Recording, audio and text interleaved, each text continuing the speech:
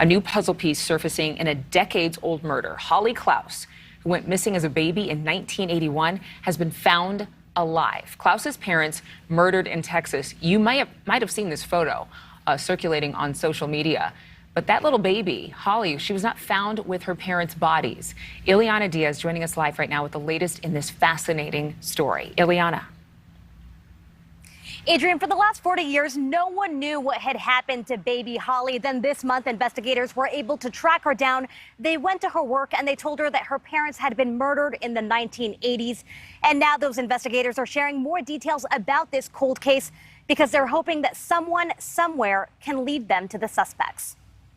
Baby Holly Clouse went missing more than 40 years ago when her parents disappeared in Texas. Holly is now 42 years old with a family of her own and just found out her parents were murdered but never identified until now. Decades later, in 2021, the organization Identifiers International was able to positively identify the bodies that were found in 1981 through the use of genetic testing. Tina and Harold Clouse were beaten, strangled, and gagged, then found in a forest in Harris County, Texas, without baby Holly. Police now know they were killed between December and January of 1981. We still are looking for suspects in this case. Investigators say baby Holly was left at a church in Arizona by two women in a nomadic religious group wearing white robes and who were barefoot. The beliefs of their religion included the separation of male and female members, practicing vegetarian habits, and not using or wearing leather goods.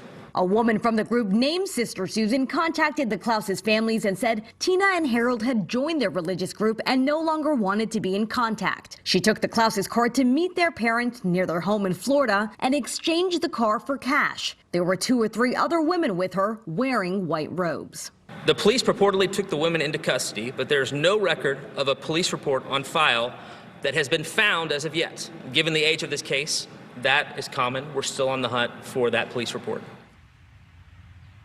Now, police say that religious group was popular in the 80s and was seen in places like Arizona, California, and parts of Texas. They're asking anyone with information about that religious group or about the murder to come forward and to call police. But Adrienne, there is a silver lining. Holly was just reunited via Zoom with her grandparents for the first time.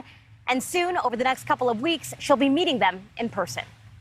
Amazing. I mean, this story, who would have thought 40 years later she's still alive?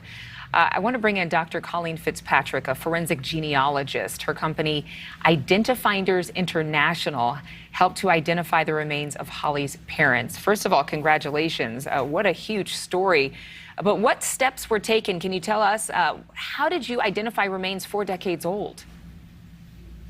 First of all, we noticed the case on the internet and NamUs, and we decided it would be a good case for us to try because John and Jane Doe were Caucasian, which tends to work better with genealogy. So we worked with the Forensic Science Institute, the Harris County Forensic Science Institute, to get DNA extracted from the remains, and that it gave us genealogical data to try and identify the two people. We identified the John Doe as Dean Clouse first, and then when we contacted the family, they said, well, what about Tina? He was married, which keyed us to Jane Doe was Tina. So after we had identified both individuals, the family said, well, they also had a child with them named Holly. And that opened the investigation to Holly by the Texas Attorney General's office. But once you found out who the birth parents were and the Texas Attorney General's office got involved, how did they tie this now grown-up Holly to this murder case? Because we knew Holly, was missing, and that initiated, there's a lot of details that are with the Texas Attorney General that we can't say, but I will say that the investigation spanned, Florida, of course, where she was born. They brought in the Attorney General of Arizona, they brought in the Lewisville Police Department where the bodies were found, and they brought in the National Center for Missing and Exploited Children. So the combination of those 4 organizations was enough to find the trail that Holly left in life, and which led to her whereabouts today. Do you think that finding out about her origin story will actually lead eventually to who killed her parents and who put her up for adoption? I think so, because there's enough information about, her adoption.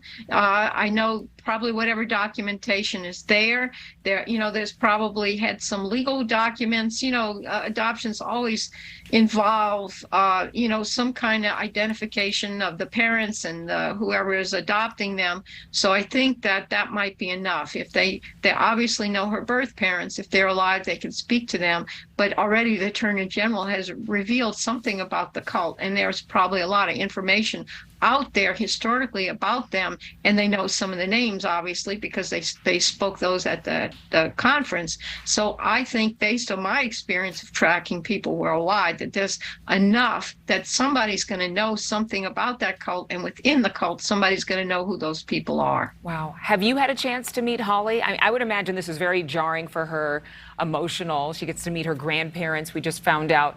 But were you able to actually lay eyes on the woman that you helped uncover? I was not there, but one of our genealogists, Misty Gillis, was online, and she said that Holly was just such a beautiful person. She accepted what happened. Of course, it's kind of shocking, but the families can't wait to see each other. They're very grateful for all of this work that was done to reunite them, and of course, it gives hope to other cases like this, other children that are missing, that they will be brought home too someday. Dr. Colleen Fitzpatrick, we need more hope. Thank you so much for bringing us some this morning. Appreciate it. My pleasure. Thank you. Thank you for watching. Go to newsnationnow.com to find NewsNation on your television provider. And don't forget to click the red subscribe button below to get more of NewsNation's fact-driven, unbiased coverage.